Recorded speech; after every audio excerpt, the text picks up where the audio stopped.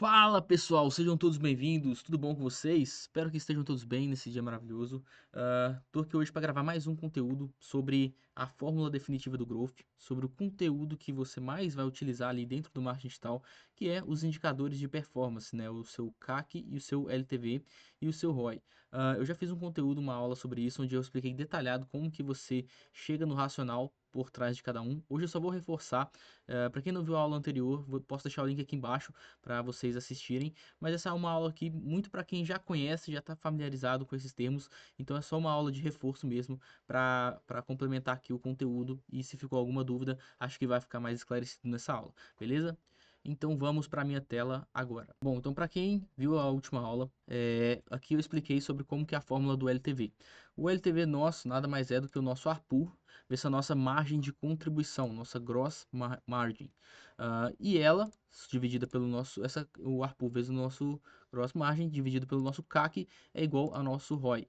O ROI, se ele for maior do que 1, ótimo. Se ele for menor do que 1, você não está tendo lucro, você está tendo prejuízo. Então, na última aula eu expliquei detalhado como que a gente calcula o ARPU, como que a gente faz análise de frequência, de quantidade de compras, de valor monetário, e aí a gente chega no nosso ARPU. A nossa margem de contribuição é aquele cálculo em que o cliente precisa, né, a empresa precisa saber quanto que é a margem que ela tem, que a margem que contribui para pagar os custos fixos, e o nosso CAC é o nosso custo por aquisição, né, o quanto a gente paga por um cliente, né, custo por aquisição, beleza? Um ponto importante, pessoal, o ARPU vezes a nossa gross margin é o nosso LTV. Então não é só aquele valor monetário, o LTV é sim o valor monetário que o cliente deixa, mas para você ter ele dentro de um cálculo racional, para chegar no ROI, você precisa fazer o cálculo do ARPU vezes a gross margin.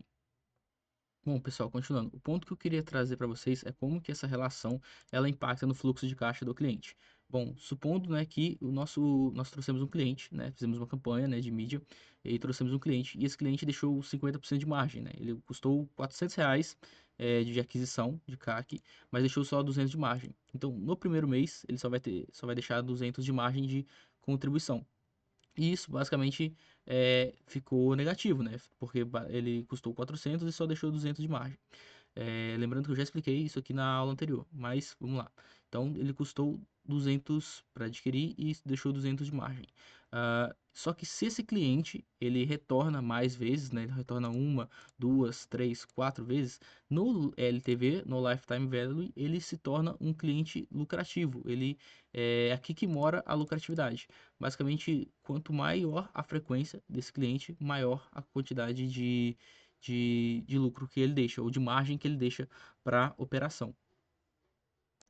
E supondo, né, que a cada vez que esse cliente retorne, ele deixe 200 de caixa, ele tem o payback no primeiro mês. Então, no primeiro mês ele toma prejuízo, mas na segunda compra ele já tem o payback desse cliente. No terceiro mês ele já começa a ter lucro. Então, assim vai crescendo a margem de contribuição desse cliente.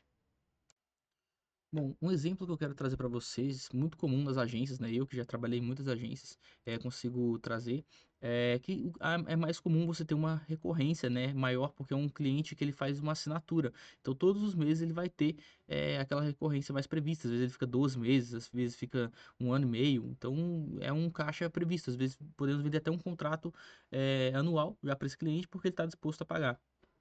Diferente de produtos do varejo, que também tem recorrência, mas é uma recorrência talvez até um pouco mais curta, né? Ou talvez mais espaçada ao longo dos meses, mas que também existe, né? Mas num serviço de agência, por exemplo, a gente tem uma escala muito grande, porque você adquire uma quantidade de clientes no primeiro mês, e no segundo mês você adquire outra quantidade. Então, além de você ter a quantidade de entrada, né, nesse mês um, mês 2, você tem o caixa dos clientes que já estão na recorrência, né, estão na recompra.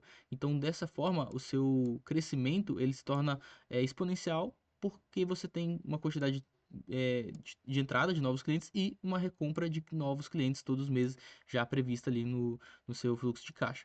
esse valor só é interrompido quando o cliente dá churn, né? Que é quando ele cancela ali o contrato e aí basicamente você tem o cancelamento desse cliente e aí você não tem um caixa previsto. Então, mas é muito possível, né? Você controlar o churn ali com uma prestação de serviço de qualidade, atingindo os objetivos do cliente, alinhando as expectativas.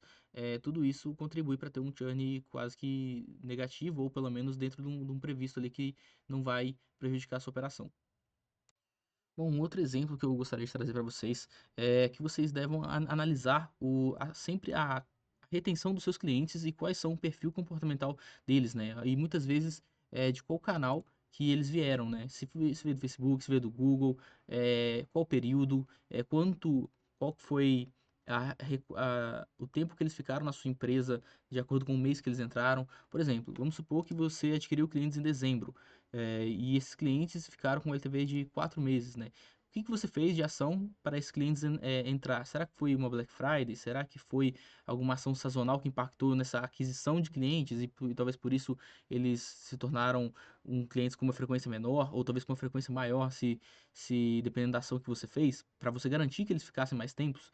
Então sempre analise essas variações ao longo do tempo, né? Qual foram as ações que você fez nesse período para saber como que está impactando aí no seu LTV. Um exemplo de cohort retention que a gente chama, para vocês analisarem, é um comparativo simples, né, entre homens e mulheres, né? Vamos supor que você fez uma aquisição, né, para adquirir novos clientes e você gastou R$ 100 de CAC para adquirir homens e R$ 50 de CAC para adquirir um cliente mulher, por exemplo. Mas vamos supor que o LTV do homem é R$ 200 e o da mulher é 60. Então, qual aqui vocês acham que é mais interessante de ter como busca de aquisição? Muito provavelmente o homem, né? Porque embora a mulher tenha um custo por aquisição mais barato, ela deixa só um LTV de 60, né? Um valor de R$ 60 ao longo do tempo. Então, para o homem aqui ele deixa um valor de 200, ele custou 100, mas deixou 200. Então, ele deixou mais margem do que a mulher. Bom, o último aspecto importante que eu queria trazer para vocês é sobre o LTV sobre o CAC. Então, como eu falei, depois eu explico para vocês novamente a questão do ROI, como que a gente chega nesse número, mas não se apeguem muito ao múltiplo em si, mas em si no faturamento gerado e na margem que vocês estão buscando obter. Vou te dar um exemplo. Supondo que a gente invista R$ 1.000 e fature 10 mil. Então a gente teve ali um ROI 10. Ótimo, beleza. Mas vamos supor que a gente continua aumentando os investimentos e continua aumentando o faturamento, mas o ROI começa a cair. Vou dar um exemplo maior. Vamos supor que a gente tem 1 milhão de faturamento e tem um ROI de 2. Então eu investi 1 milhão e voltou 2 milhões. Isso é ótimo. Você prefere ter um ROI 10 em cima de 10 mil, em cima de mil, ou um ROI 10 ou um ROI 2 em cima de 1 milhão? Muito provavelmente em cima de 1 milhão, porque a margem que você está deixando é muito maior. É a margem para a operação em si, para o investimento em si como um todo. Então é muito mais atrativo. Um outro número que as pessoas olham muito é o ROAS, né? O retorno sobre o investimento de mídia. Ele é sim um número interessante, um indicador interessante, mas ele serve ali muito a nível gerencial de campanhas, por exemplo. Então, se você está lá investindo no Facebook Ads, você consegue saber se você está investindo R$ 1.000 e está tendo um ROAS, né, de 10, por exemplo, você está tendo 10 mil de faturamento. Claro que analisando de forma direta, sim, mas sem tirar os custos de operação, de marketing, mídia, produto, margem. Então, tudo isso tem que ser analisado, né, quando você for buscar o ROI, mas no ROAS você pode olhar ali esse indicador, né? Então, ficar atento aos números e entender cada vez mais a dinâmica e a relação entre eles é o que vai te ajudar ali a ser mais estratégico nas suas campanhas e no seu negócio. Bom, nas próximas aulas eu espero trazer mais conteúdo sobre macroindicadores de negócio, para vocês conseguirem projetar o futuro do negócio de vocês, da empresa que vocês forem montar, do serviço que vocês forem oferecer, e também sobre marketing e vendas, né? Trazer como um todo ali todo esse conhecimento. Nesse começo eu ainda estou focando mais nessa parte de indicadores, para vocês terem clareza ali do matemarketing, mas depois a gente vai entrar mais naquela parte ali onde eu vou falar de performance, branding, engajamento, rede social, tudo que envolve ali o marketing digital como um todo.